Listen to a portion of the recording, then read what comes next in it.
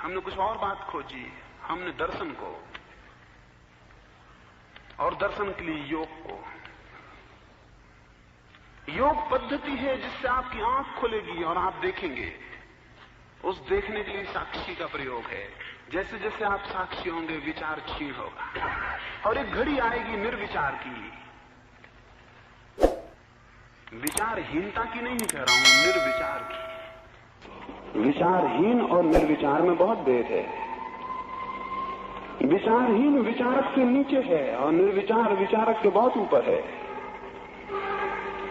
निर्विचार का अर्थ है उसके चित्त में तरंगे नहीं है और चित्त शांत है, और देखने की क्षमता उस शांति में पैदा होती है।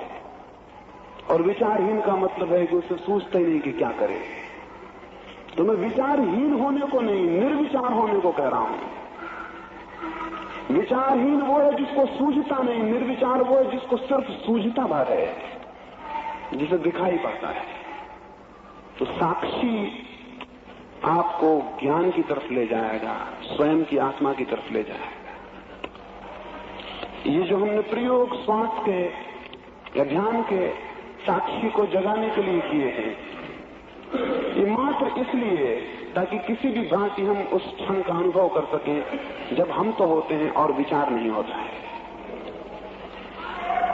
अगर एक क्षण को भी वो निर्मल क्षण उपलब्ध हो जाए जब हम तो हैं और विचार नहीं है, तो आप जीवन में किसी बड़ी अद्भुत संपत्ति को उपलब्ध हो जाएंगे। उस तरफ चलें और उसके लिए चेष्टा करें और अपनी समग्र शक्ति को जोड़कर उस घड़ी की आकांक्षा करें जब चेतना तो होगी लेकिन विचार नहीं होगा।